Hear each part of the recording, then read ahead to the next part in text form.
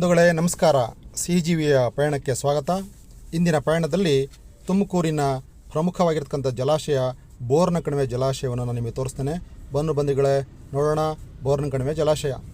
ನಮ್ಮ ತಮ್ಮನ ಮಗಳ ವಿವಾಹದ ಪ್ರಯುಕ್ತ ಕಾರೇಹಳ್ಳಿಯ ರಂಗನಾಥ ಸ್ವಾಮಿ ದೇವಸ್ಥಾನದಲ್ಲಿ ಇರತಕ್ಕಂಥ ಒಂದು ಕಲ್ಯಾಣ ಮಂಟಪದಲ್ಲಿ ಮದುವೆ ಮುಗಿಸ್ಕೊಂಡು ನಾವು ಈ ಜಲಾಶಯಕ್ಕೆ ಹೋಗಿದ್ದೀವಿ. ಬಂಧುಗಳೇ ಕುಟುಂಬ ಸಮೇತ ಈ ಜಲಾಶಯಕ್ಕೆ ಹೋಗ್ತಾ ಇದ್ದೇವೆ.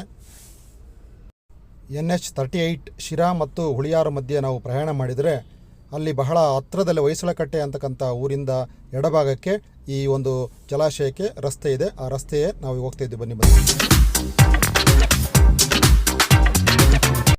ನಮ್ಮ ಊರಿನ ಬಂಧುಗಳಾಗಿರ್ತಕ್ಕಂತಹ ನಮ್ಮ ಅಣ್ಣ ಮತ್ತು ಶ್ರೀನಿವಾಸ್ ಅವರು ಮತ್ತು ತಿಪ್ಪೇಸ್ವಾಮಿ ಅವರು ಸಮೇತ ಮುಂದಿನ ಕಾರಲ್ಲಿ ಹೋಗ್ತಾ ಇದ್ದಾರೆ. ನಾವು ಅವ್ರ ಜೊತೆಗೆ ಹೋಗ್ತಾ ಇದ್ದೀವಿ ಹಿಂಬಾಲಿಸ್ಕೊಂಡು. ಬಹಳ ಉತ್ತಮವಾಗಿರ್ತಕ್ಕಂತಹ ಒಂದು ಜಲಾಶಯ. ಬನ್ನಿ ನೋಡೋಣ ಬೋರ್ನ ಕಣಿವೆ ಜಲಾಶಯ ಇನ್ನೇನು ಹತ್ರ ಬಂದುಬಿಡ್ತು ಬಂಧುಗಳೇ.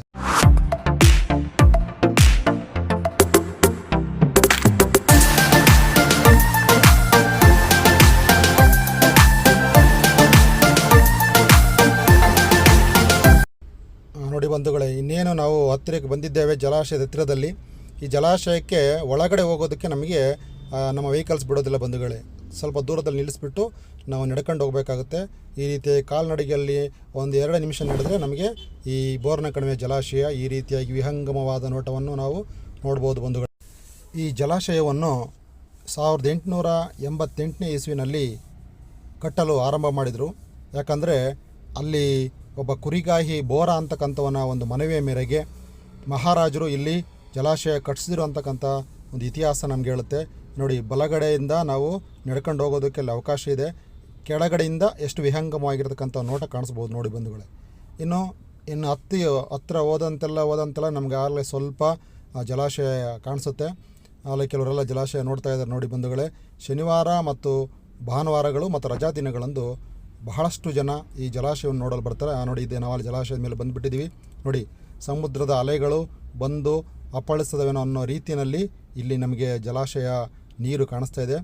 2 ಬೆಟ್ಟಗಳ ನಡುವೆ, ಎಡಭಾಗದಲ್ಲಿ ಒಂದು ಬೆಟ್ಟ, ಬಲಭಾಗದಲ್ಲಿ ಒಂದು ಬೆಟ್ಟದ ನಡುವೆ ಈ ಜಲಾಶಯವನ್ನು ನಿರ್ಮಾಣ ಮಾಡಲಾಗಿದೆ.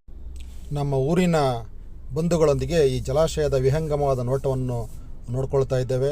ಸ್ವಲ್ಪ ಗಾಳಿ ಜಾಸ್ತಿ ಇದೆ, ಆದರೂ ಸಮೇತ ಬಹಳ ಸುಂದರವಾಗಿರ್ತಕ್ಕಂಥ ಈ ಜಲಾಶಯವನ್ನು ಸವಿತಾ ನೋಡಿ ಬಂಧುಗಳೇ. ಈ ಜಲಾಶಯ ಪೂರ್ಣ ತುಂಬಿದಾಗ 8 ಮೈಲಿಗಳಷ್ಟು ಬಹಳ ದೂರವಾಗಿ ನೀರನ್ನು ತನ್ನ ಒಡಲಲ್ಲಿ ಇಟ್ಕೊಂಡಿರುತ್ತೆ.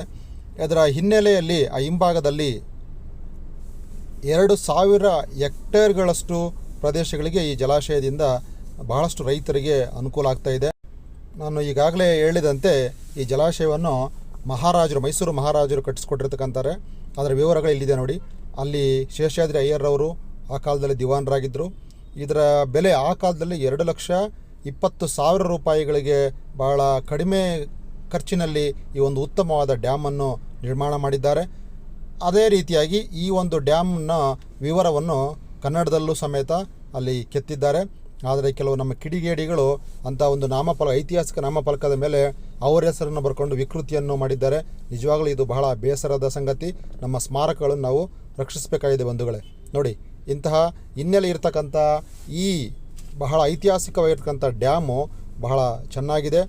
ನೀವು ಸಮೇತ ಇಂತಹ ಬಹಳ ದೂರ ಏನಿಲ್ಲ, ತುಮಕೂರು ಜಿಲ್ಲೆಯ ಚಿಕ್ಕನಾಯಕನಹಳ್ಳಿ ತಾಲೂಕಿನಲ್ಲಿ ಇರ್ತಕ್ಕಂಥ ಈ ಜಲಾಶಯವು VV ಸಾಗರ ಅಂದರೆ ಮಾರಿಕಣಿವೆ ಡ್ಯಾಮು ಮತ್ತು KRS ಡ್ಯಾಮ್ಗಿನ ಮೊದಲೇ ಕಟ್ಟಿರ್ತಕ್ಕಂಥ ಭಾಳ ಐತಿಹಾಸಿಕವಾಗಿರ್ತಕ್ಕಂಥ ಮತ್ತು ಮಹತ್ವವಾದ ಜಲಾಶಯ.